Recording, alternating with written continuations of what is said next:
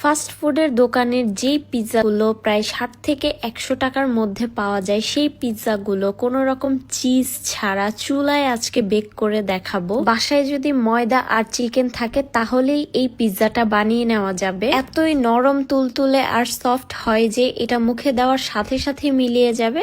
So রেসিপিতে চলে যাচ্ছি। প্রথমেই ডোটা করে নিচ্ছি। ডোটা করার জন্য আমি প্রায় 1.5 কাপের মতো ময়দা নিয়ে নিচ্ছি, আর এখানে ময়দাটাই ইউজ করতে হবে। 1 টেবিল চামচ গুঁড়ো দুধ আর 2 টেবিল চামচের মতো চিনি অ্যাড করে দিচ্ছি। হাফ টিস্পুন বেকিং পাউডার আর 1.5 টিস্পুন ইস্ট এখানে অ্যাড করে দিচ্ছি।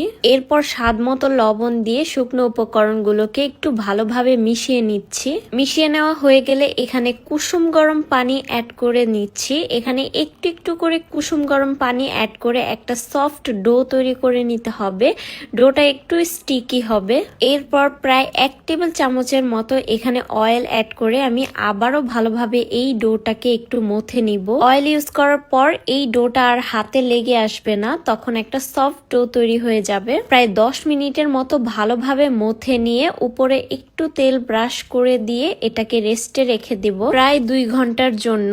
এর মধ্যে আমি চিকেনের পুরটা তৈরি করে নিব, আর তার জন্য আমি চিকেনের 2টা ব্রেস্ট পিস ভালোভাবে সিদ্ধ করে নিয়েছি। একটু আদা রসুন বাটা আর একটু হলুদ গুঁড়ো দিয়ে আমি এই চিকেন ব্রেস্ট গুলোকে সিদ্ধ করে নিয়েছি। এরপর গরম থাকা অবস্থায় আমি এগুলোকে কাঁটা চামচের সাহায্যে একটু ছিঁড়ে ছিঁড়ে নিচ্ছি। পুরটা রান্না করার জন্য একটা প্যানে দিয়ে দিচ্ছি পরিমাণ মতো তেল। তেলটা গরম হয়ে আসলে এখানে হাফ কাপের মতো পেঁয়াজ দিয়ে একটু নেড়ে চেড়ে নিয়ে তার মধ্যে দিয়ে দিচ্ছি মরিচ কুচি।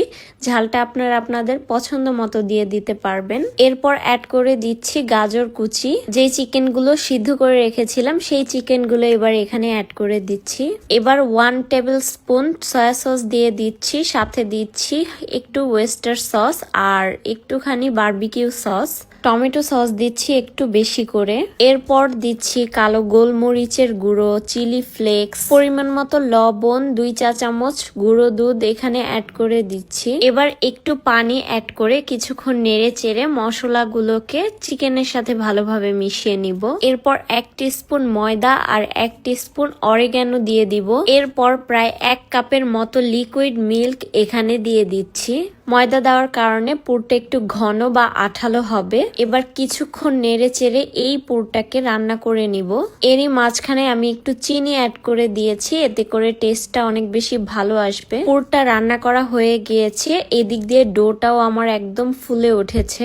এখন ডোয়ের ভিতর থেকে বাতাসটাকে বের করে নিয়ে আরো কিছুক্ষণ প্রায় 5 মিনিটের মতো আমি মথে নিব। মথে নেওয়া হয়ে গেলে অল্প করে লেচি নিয়ে এইভাবে হাতের সাহায্যে একটা গোল শেপ দিয়ে নিব। সাইড দিয়ে একটু ডিজাইন করে দিচ্ছি, এতে করে একটা সুন্দর লুক চলে আসবে। একটা কাঁটা চামচের সাহায্যে একটু ছিদ্র ছিদ্র করে নিচ্ছি। এবার একটু টমেটো সস অ্যাড করে এই টমেটো সসটাকে পুরো পিৎজাটার উপরে একটু স্প্রেড করে দিচ্ছি। এরপর আগে থেকে যে পুরটা তৈরি করে রেখেছিলাম সেই পুরটা এখানে স্প্রেড করে দিচ্ছি। লাস্টলি একটু অরিগ্যানো উপর দিয়ে ছিটিয়ে দিচ্ছি, এতে করে পিৎজার সুন্দর একটা স্মেল চলে আসবে। একইভাবে আমি 4টা পিৎজা তৈরি করে নিয়েছি। এখন চুলায় বেক করব, আর বেক করার জন্য আমি একটা হাঁড়ি বসিয়ে দিয়েছি আর তার মধ্যে একটা স্ট্যান্ড দিয়ে প্রিহিট করে নিচ্ছি প্রায় 5 মিনিটের মতো। এরপর পিৎজাটা হাঁড়ির মধ্যে বসিয়ে দিয়ে অপেক্ষা করব প্রায় 30 মিনিটের মতো। 30 মিনিটের মধ্যে এই পিৎজাটা খুব ভালোভাবে বেকড হয়ে যাবে। 30 মিনিট পর ঢাকনাটা খুলে দেখি একদম পারফেক্টলি বেকড হয়ে গিয়েছে। এখন নামিয়ে ফেলছি। উপর দিয়ে একটু টমেটো সস দিয়ে দিচ্ছি। ব্যাস একদম রেডি ফাস্ট ফুড স্টাইলে মিনি পিৎজা। দেখেই বোঝা যাচ্ছে যে এটা কতটা সফট, একদম নরম তুলতুলে রুটির মতো হয়েছে।